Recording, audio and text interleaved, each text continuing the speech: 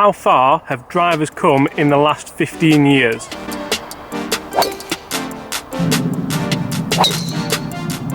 We're going to find out, and we're going to do it now.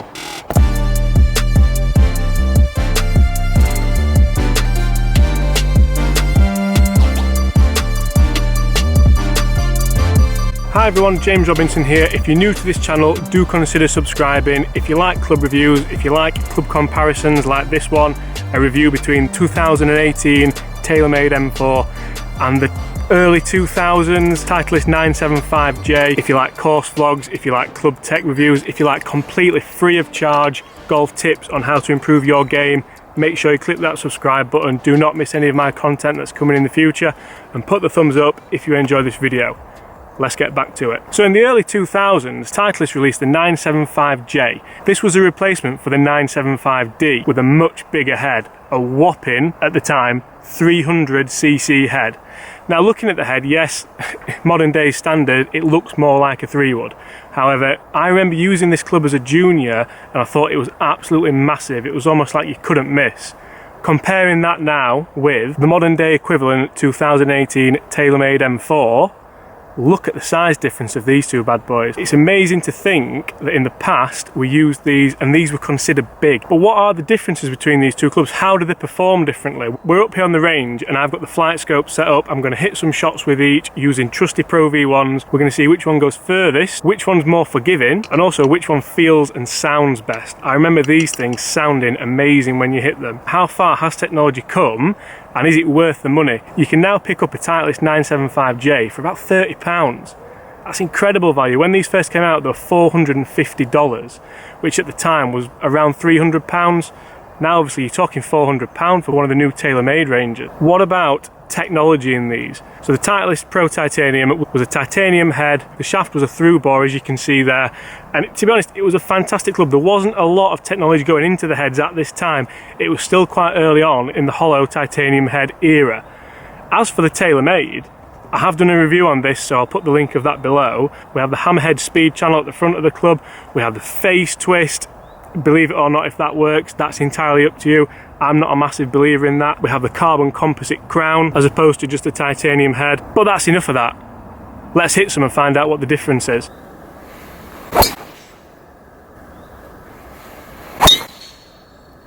Can I just mention as well, how much better were the head covers 15 years ago?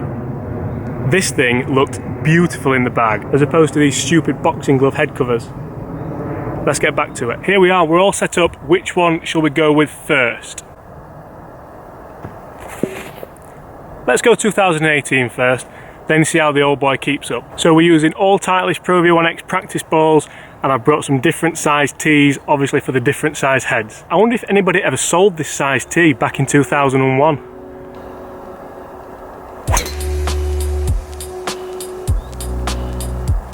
A really towy pull there for the first one of the day. Let's see how it goes on. We're going to hit about half a dozen with each and then compare them. I've got a feeling if I hit that shot with the old boy, it wouldn't be that pretty.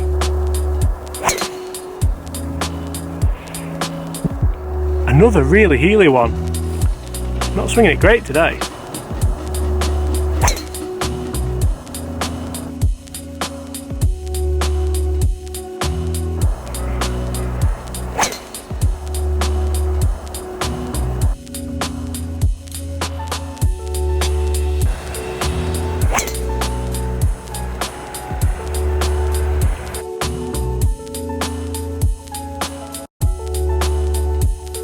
Just starting to get warmed up now. 252 carry, 270 total. That is above average for me, really happy with that. I can't see me getting that far with the old Titleist driver. Let's have one more with this. We're going to take averages at the end and see how the old boy does. I went after that one. It's another heely strike and it's a decent distance. Let's switch things around. Let's go 15 years in the past to the Titleist 975J. I did used to use these as a junior, so it's going to be really interesting to see how it keeps up. Let's do it. I'm starting to feel a bit nostalgic. Is that the word? Yeah. Let's do it. This thing looks so small.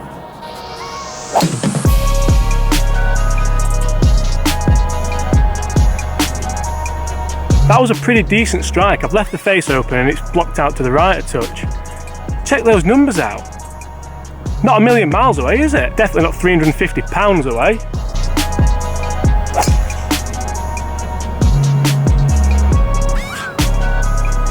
That one has gone further than quite a lot of the M4s.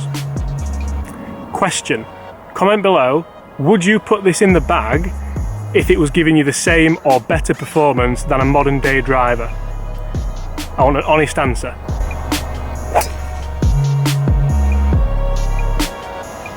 This thing is fantastic.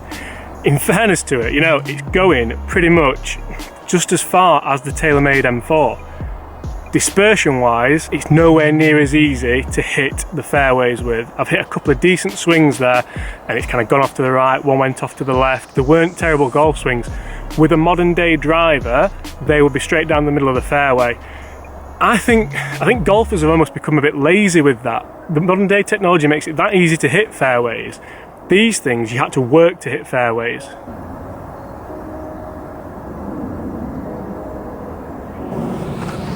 Can't be losing these small tees. I don't have many of them.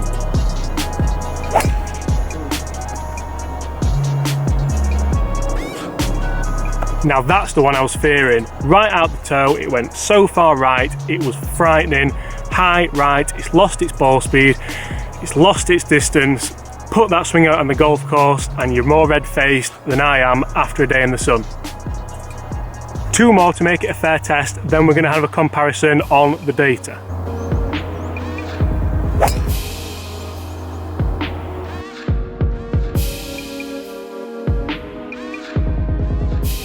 Really not bad for 30 quid, because that golf swing was. Last swing with the old school, let's see if I can get one out there.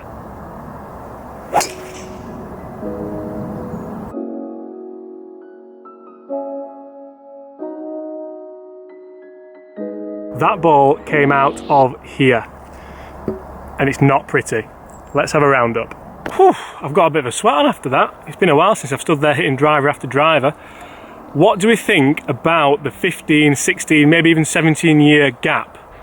How far have we come, or is it all marketing?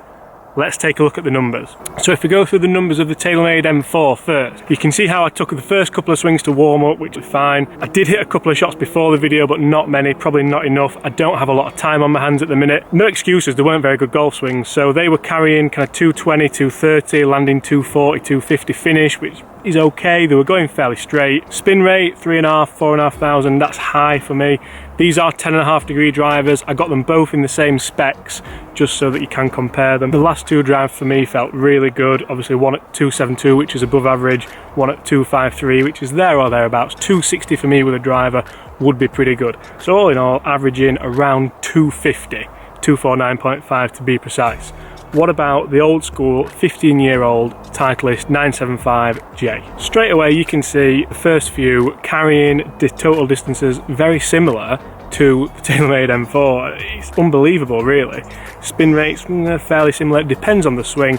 I haven't swung that consistently today, but that is the beauty with testing clubs with a person and not a machine. One thing I did notice with this club is if you go after it and you don't get out the middle, not so much the ball speed stays around kind of high 140s, 150, which was similar with the Taylormade. However, the dispersion did struggle. I don't think the flight scope kind of did justice to how far right some of these shots went. They were going out of bounds, even if there's a couple of holes in the way. All in all, 244 total. So, well, 244.3. So a 5 or 6 yard difference in 15 years worth of technology and an extra £300. I'm going to leave this one to you guys. You decide which driver you would put in the bag. For me, a trip down memory lane has been fantastic. I've really enjoyed it. If you have an old driver in the loft, in the garage, get it out, test it against your new modern day one. It might upset you because you've just spent a lot of money on a new driver, but I really enjoyed this experience and I hope you guys have too. I'm James Robinson here at Huddersfield Golf Club. Make sure to subscribe if you haven't. Put the thumbs up if you enjoyed this video.